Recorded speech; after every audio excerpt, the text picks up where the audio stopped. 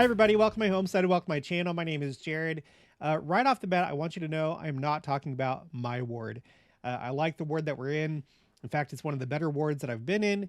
But I do want to address the concern. What do you do if you don't like your ward? If you're having problems, you have people in your ward that are antagonistic towards you. You feel uncomfortable. You feel like people are judging you, things like that. Uh, this idea came to me to make this video last week, but I kept pushing it off and putting it on the back burner because I was just like, I don't know, do I need to make a video like that? But it persisted, and here we are at the beginning of this week, or actually midway through this week, and I'm doing it. I'm feeling like I should make it.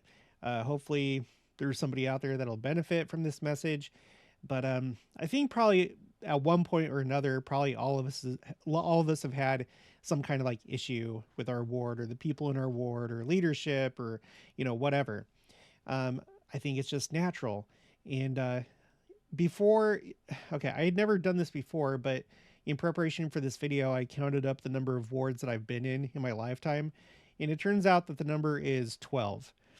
I've been in 12 different wards. And that's not counting the ones on my mission because, I was on my missions.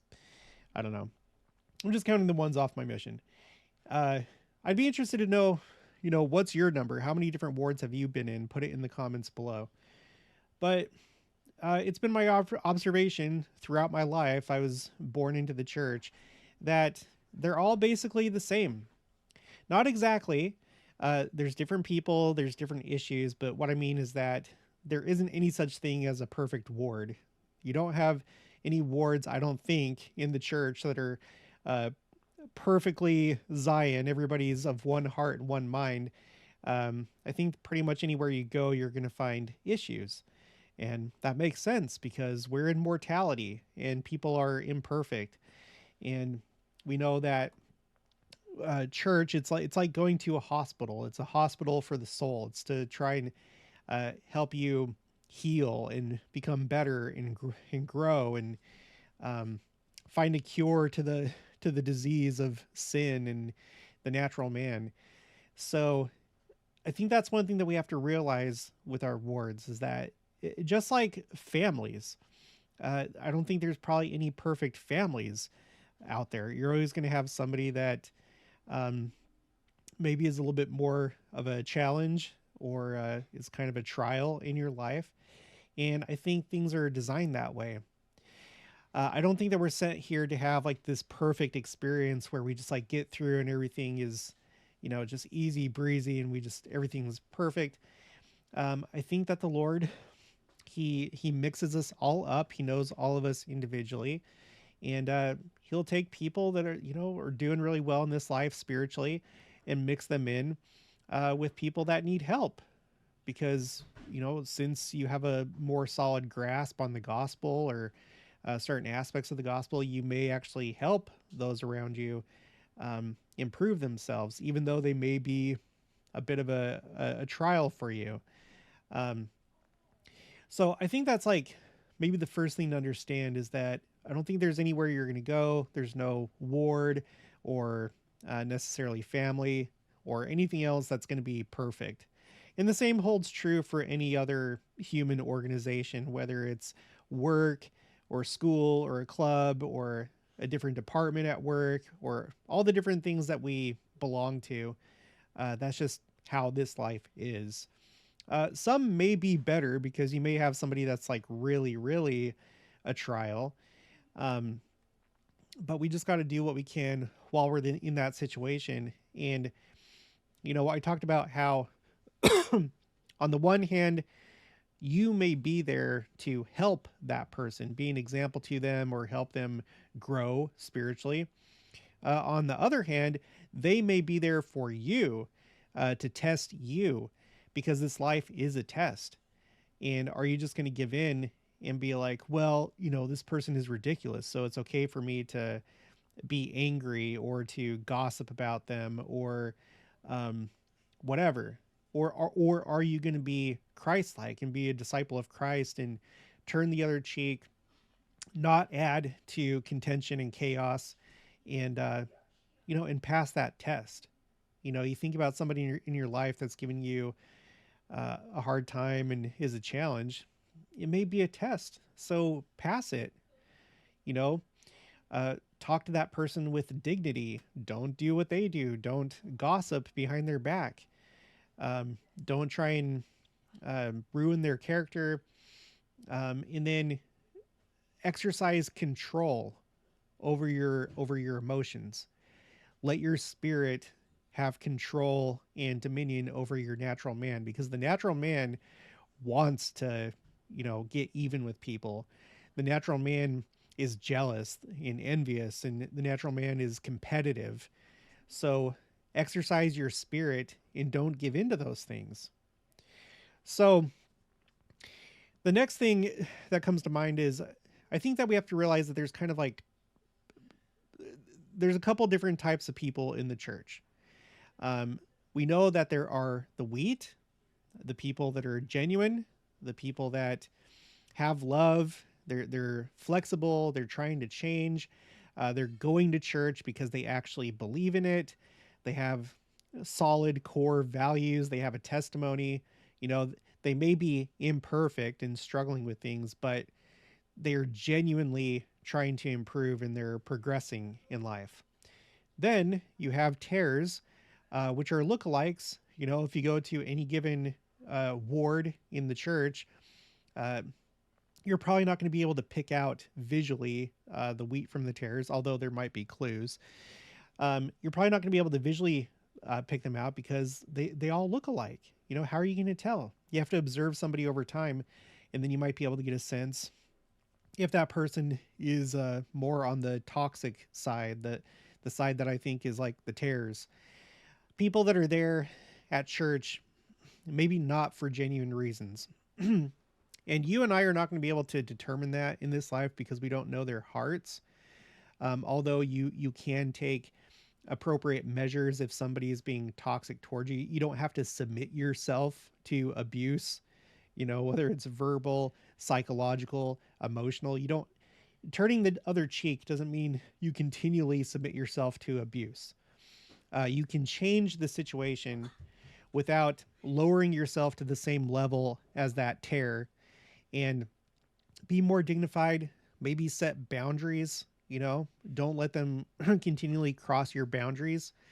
And then you may have to distance yourself a little bit. You don't necessarily have to cut them off entirely, but if, you try and be reasonable, you try and work with this person, you try and be Christ-like and compromise or whatever, and they still want more, or they continually harass you or do whatever it is that they're doing against you, then at that point you may just need to kind of disengage a little bit and just kind of pull back. Um, okay, I got lost in my train of thought. Excuse me. So we need to realize that there are tares in the church, tares that uh, are possibly there because, oh yeah, I was talking about judging. Like we can't tell somebody that they're gonna not make it to the celestial kingdom, and we shouldn't try and judge them in that sense. But we have to judge for ourselves what's healthy for us, spiritually, temporally, emotionally, psychologically, etc. So anyway, but you have people that go to church for various reasons. You have like these tares that come to church for their own purposes. When you think about whether it's our church or other churches, if you're somebody that's a predator, you want to take advantage, well, church going people are a good target, right? Because these are people that are typically charitable. So if you're trying to take advantage, you're trying to just you know you're trying to get good people to do things for you because you know that they'll most likely say yes. Some people join the church for those reasons, right?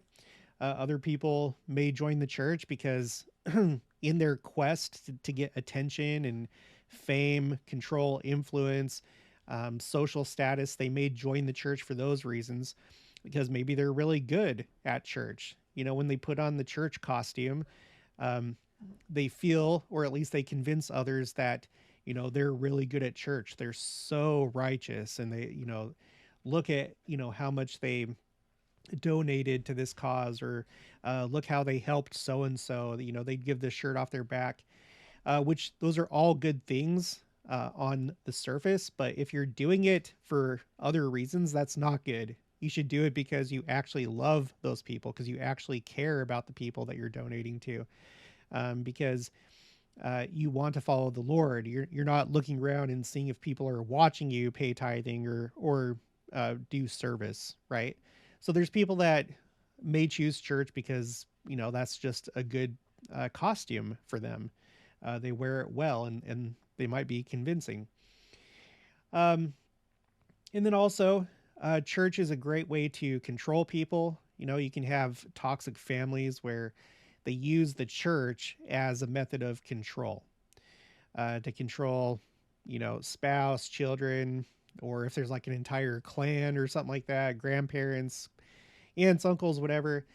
You can wield it as a way to control those in your family, by making them feel guilty, or you know doing things like you're trying to get something from like your son or grandson. It's like, well, what would Christ do? Would Christ come and help me, or do whatever thing they're trying to get you to do? Does that make sense? So control. um and then of course, inevitably, because you have these type of people that are there for whatever reasons, they don't always just like sit in uh, down with the congregation in the pews. Sometimes they rise to leadership positions, and then that can really be a trial, because that's somebody that you're supposed to trust or go to when you need help, and because they are who they are, you may not get the help that you need, or you might not be able to trust them.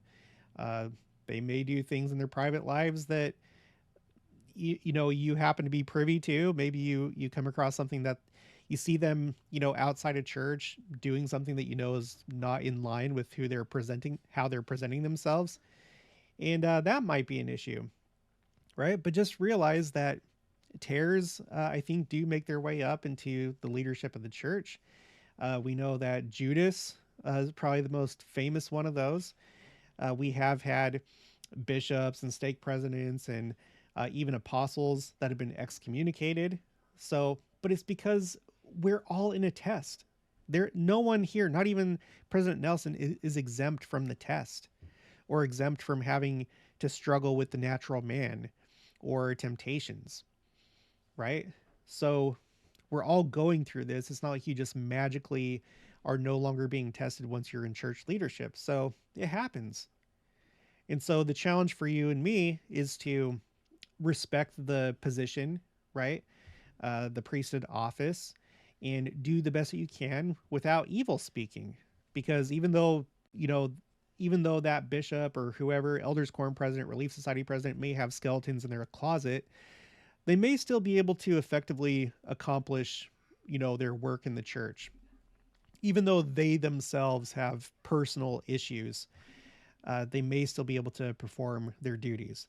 Now, when it comes to things that are illegal, obviously that's an issue, and the law should get involved with people that are breaking the law, right?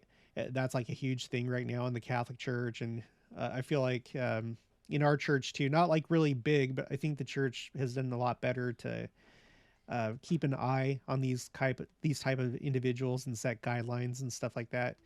There's probably always room for improvement, but we can't marry the church with these individuals that have these issues. They're two separate things. All of us are human, right? And so, anyway, I do tend to think that whenever you hear these people that are like really um, put off or jaded by their church experience, where they're like, uh, the priests, the bishops, the whatever, they're like hypocritical. They're the most judgmental, or they don't practice what they preach. I tend to think that these people have valid concerns, but they apply that judgment way too broadly and don't realize that what they're witnessing are individuals in the church that are in positions of authority, but in reality inside they're toxic. It's just like when Christ came, and you had the rabbis, you had the doctors of the law, the scribes, and so forth, people that were admired, admired, and in leadership positions. But many of them were doing it for either money or for fame or influence or things like that.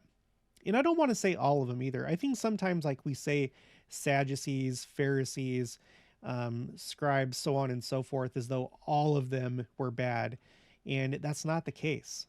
I'm sure that there were some of them that did recognize Christ, and they became a follower of Christ when they saw him and recognized him. Same thing with the Jews. There were many Jews that accepted Christ, not all.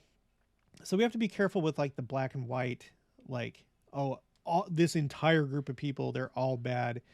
They all rejected Christ. That's not true. And it's not true today.